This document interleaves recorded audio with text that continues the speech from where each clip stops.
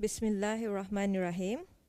Yang berhormat Pihin Orang Kaya Seri Kerna Datuk Seri Setia Dr. Haji Awang Abu Bakar bin Haji Apong, Menteri Hal Ehwal Dalam Negeri.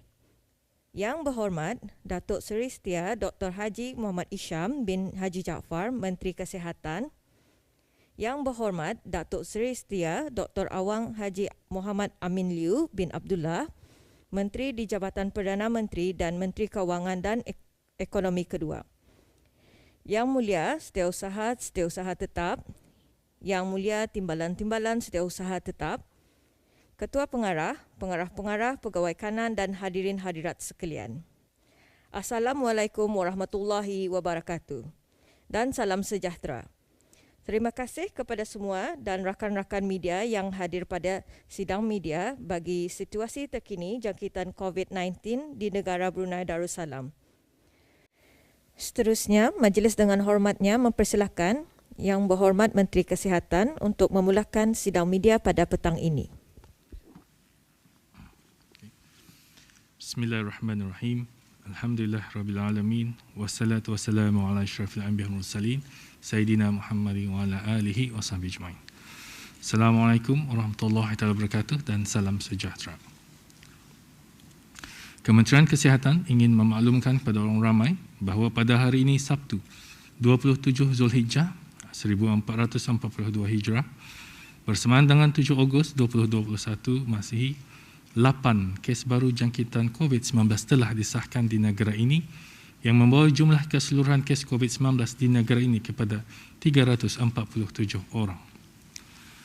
5 dari kes-kes terbaru ini iaitu kes 340 hingga kes 344 didapati mempunyai kaitan dengan salah sebuah pusat pemantauan di negara ini.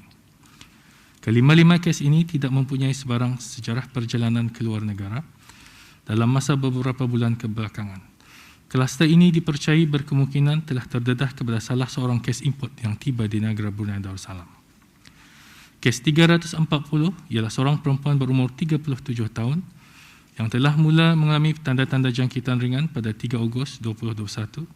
Hasil siasatan juga telah mendapati kes ini telah menerima 2 dos suntikan vaksin COVID-19. Kes 341 ialah seorang perempuan berumur 24 tahun yang tidak mempunyai sebarang tanda-tanda jangkitan. Kes ini juga telah menerima 2 dos suntikan vaksin COVID-19. Kes 342 ialah seorang perempuan berumur 23 tahun juga tidak mempunyai sebarang tanda-tanda jangkitan. Kes ini pun juga telah menerima 2 dos suntikan vaksin COVID-19. Kes 343 ialah seorang perempuan berumur 37 tahun yang telah mengalami tanda-tanda jangkitan ringan pada 3 Ogos selama 2 hari. Kes ini baru menerima 1 dos suntikan vaksin COVID-19.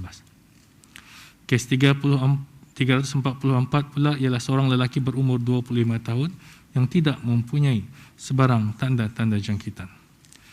Kes 345 ialah seorang lelaki berumur 54 tahun yang tidak mempunyai sebarang sejarah perjalanan ke luar negara. Kes ini mula menunjukkan tanda-tanda jangkitan ringan pada 3 Ogos 2021. Kes 346 ialah seorang lelaki berumur 34 tahun yang tidak mempunyai sebarang sejarah perjalanan. Kes ini mula menunjukkan tanda-tanda jangkitan ringan pada 2 Ogos 2021. Kes 347 ialah seorang lelaki berumur 37 tahun yang tiba ke negara ini pada 30 Julai daripada Timur Tengah melalui Kuala Lumpur dengan menaiki penerbangan Diraja Brunei BI874. Kes ini mula menunjukkan tanda-tanda jangkitan ringan pada 3 Ogos 2021. Hasil siasatan juga telah mendapati kes ini telah menerima 2 dos suntikan vaksin COVID-19. Pengesanan kontak bagi semua kes-kes baru ini masih giat dijalankan.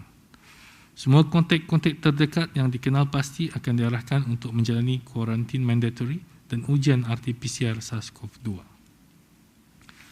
Dengan pengesanan kes-kes terbaru ini, terdapat 7 kes jangkitan tempatan telah dikesan di negara Brunei Darussalam, di mana sumber jangkitan pada 2 daripada kes-kes ini belum dapat dikenal pasti.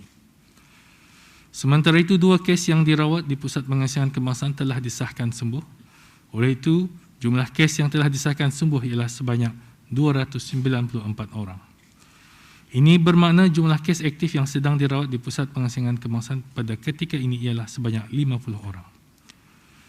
Pada hari ini seramai 619 orang sedang menjalani pengasingan mandatory di pusat-pusat pemantauan yang telah ditetapkan oleh kerajaan, iaitu mereka yang baru tiba ke negara ini setelah melakukan perjalanan dari luar negara.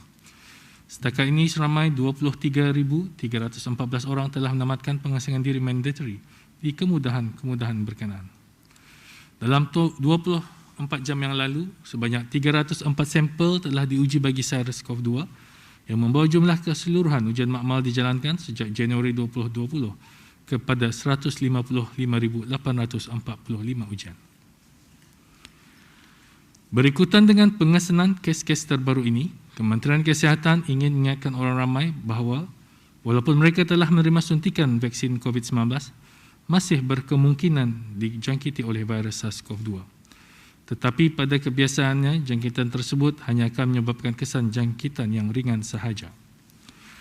Suntikan vaksin COVID-19 masih merupakan langkah yang paling berkesan bagi mencegah kesan jangkitan tersebut.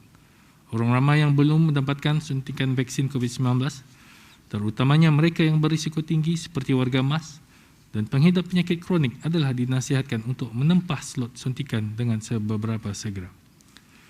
Sementara itu, walk-in atau slot suntikan tanpa tempahan di pusat-pusat suntikan hanya akan diberikan kepada warga emas berumur 60 tahun ke atas atau orang-orang kurang upaya sahaja. Pada menjunjung titah perkenan, Kemahudulian Yang Maha Mulia Petugas Siri Baginda Sultan dan Yang di-Pertuan Negara Brunei Darussalam adalah dengan ini dimaklumkan bahawa langkah-langkah pengawalan adalah diperketatkan semula selama 2 minggu bermula serta-merta seperti berikut. Perkumpulan ramai dihadkan kepada 30 orang sahaja. Masjid-masjid, balai-balai ibadat, surau-surau dan tempat-tempat ibadat yang lain akan ditutup. Sekolah-sekolah, institusi pengajian lain, kelas tuition, kelas muzik dan kelas keperluan khas akan memulakan sistem pembelajaran secara online. Restoran dan premis-premis makanan yang lain termasuk gerai hanya dibenarkan menjual makanan secara takeaway atau delivery sahaja. Dine-in adalah tidak dibenarkan. Gyms, fitness centers, fasilitas sukan indoor dan outdoor, leisure centers, panggung wayang, internet cafe, taman permainan kanak-kanak, sekolah memandu, muzium, perpustakaan, galeri, salon kecantikan dan kedai gunting rambut ditutup. Syarikat-syarikat dan pejabat-pejabat untuk melaksanakan business continuity plan masing-masing, termasuk mempertimbangkan kaedah work from home, hanya petugas-petugas penting ataupun essential workers sahaja dibenarkan bertugas di pejabat. Premis-premis lain termasuk pasar, tamu, pasar raya, premis perniagaan runcit dan barang keperluan harian dibenarkan beroperasi dengan melaksanakan langkah-langkah penjarakan fizikal. Majlis-majlis keramaian hendaklah ditangguhkan.